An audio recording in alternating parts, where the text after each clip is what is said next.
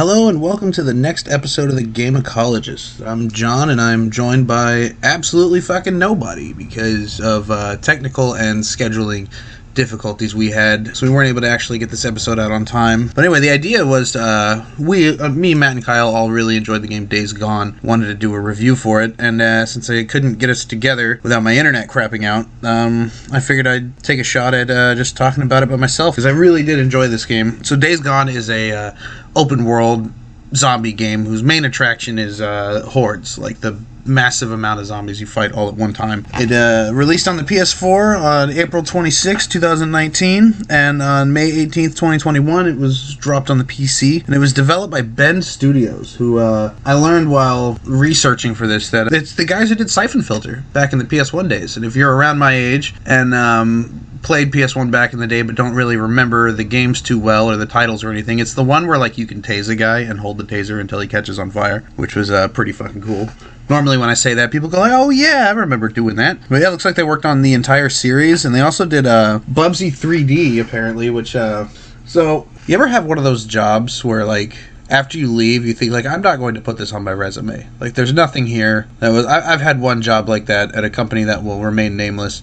But I worked with them for a couple of years, and once it was done, I still don't put them on a resume. Because it's just like, I worked there a couple of years, and the manager doesn't even fucking know me. Like, and it's one of those. But I feel like Bubsy 3D, in terms of, like, if you make a career out of making video games, that would be one that, like, maybe I wouldn't put that on my resume. I wouldn't be like, yeah, I made that. And they're like, great, we'll call you. But other games they worked on were Uncharted Golden Abyss, which was the PS Vita Uncharted, which was okay. I remember I got that. I beat it, enjoyed it, never played it again. But it was alright. It was pretty good. Resistance Retribution for the PSP, which I never played that one, but I love that franchise. Resistance is fucking great. The director of Days Gone was Jeff Ross, and this is Jeff Ross and John Garvin, who's also credited as one of the main writers, who have been with Bend Studio and Sony for, since like the mid to late 90s. So they've been doing this for a while, and it seems like there was some kind of controversy about a sequel for Days Gone getting canceled, and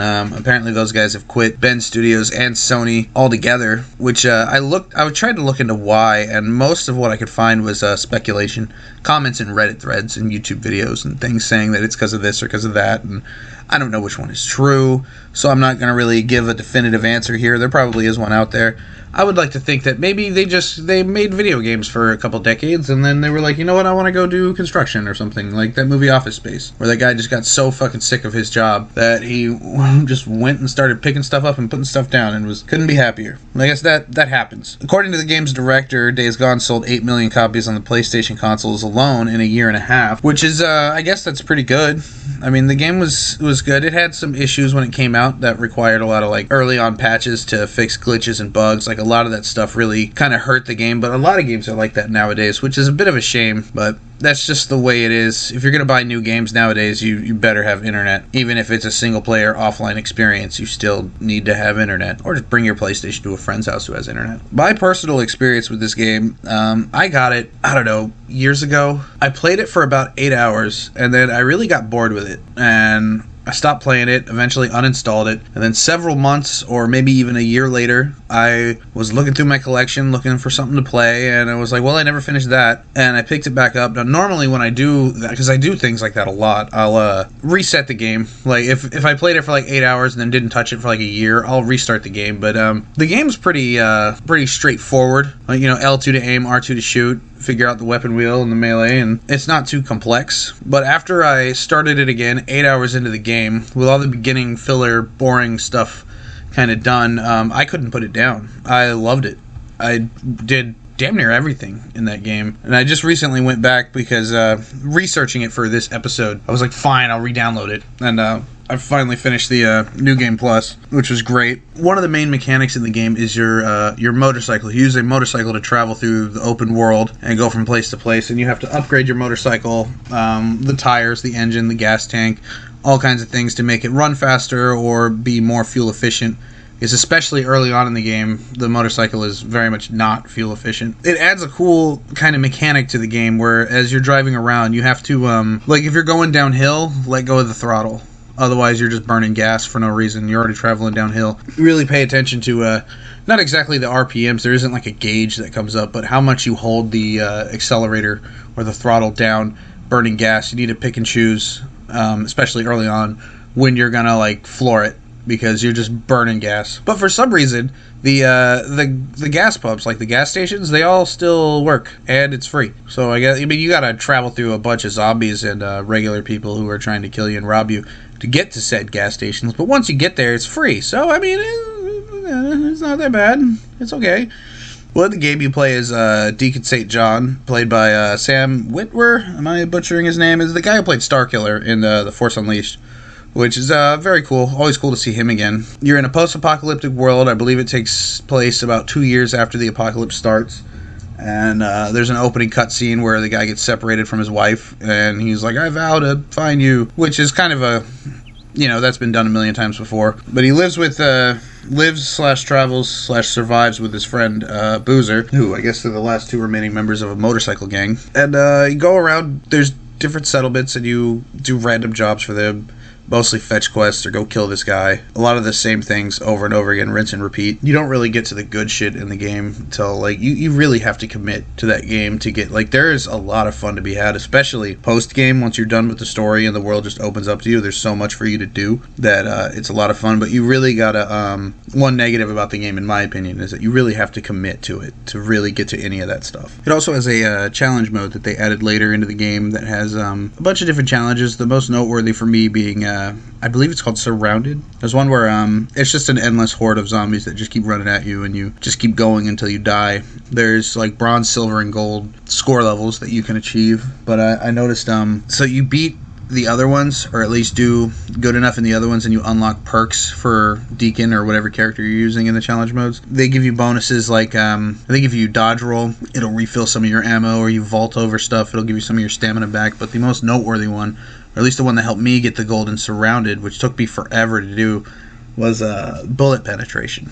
That's a perk you can unlock and you have to equip, and I think it's absolutely necessary if you want to get the gold medal in Surrounded, because you can line them up and get a big crowd of zombies coming down like a narrow passageway and just start dumping on them with a machine gun. But without that bullet penetration, you're only hitting the first few layers of zombies before they overrun you and you have to, start running away. But that was a lot of fun.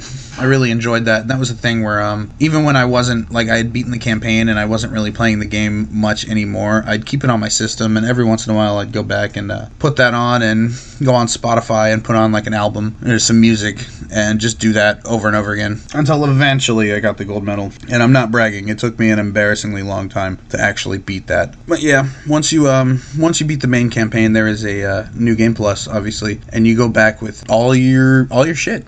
And you have your fully upgraded motorcycle, all your best weapons and everything, and you keep the credits for the different settlements that you can go to and get jobs at. They each have their own currency, and depending on the jobs you do for them, you can gain more or less of that currency, and you can use that there to repair your bike, get gas, buy ammo, stuff. But it's just each individual settlement has its own currency, so it's not one universal amount of money that you're gaining. It just depends on where you are and how much you have. But once you beat the game and get New Game Plus, it's not really, at least in my experience, it wasn't an issue at all. I never had to worry about money in New Game Plus. I just go there, because I already have my best guns, just go there, restock ammo, fill the bike with gas, repair the bike, and leave. Didn't really have to look for any new shit or anything like that. The game was a lot of fun. Still a drag in the beginning. Gotta get through it. But now I'm at the point where I just finished the campaign again, and I'm gonna go start tackling all the hordes, which is very excited about that. Those are a lot of fun. Anyway, that's those are my thoughts on Days Gone. Let me know in the comments if anybody likes the game, hates the game, how you feel about the whatever this controversy is surrounding the sequel. I don't know what it is. I don't think there's going to be one, which is a shame, but shit happens. Sometimes good shit doesn't get a sequel. We get a remake of Dead Space, but not Dead Space 4. And that's just the world we live in. And sometimes it sucks, and I don't know what you want me to do about it, but yeah, there ain't really shit I can do. But anyway, this is a quick, short, little mini episode. Thank you for listening. Sorry, no bad legal advice with Matt. There is no Matt, so I can't really do one of those. And yeah, everyone be excellent to each other. Have a wonderful day, night, evening, morning, whatever time you're listening to this. Have a good one of those, and goodbye.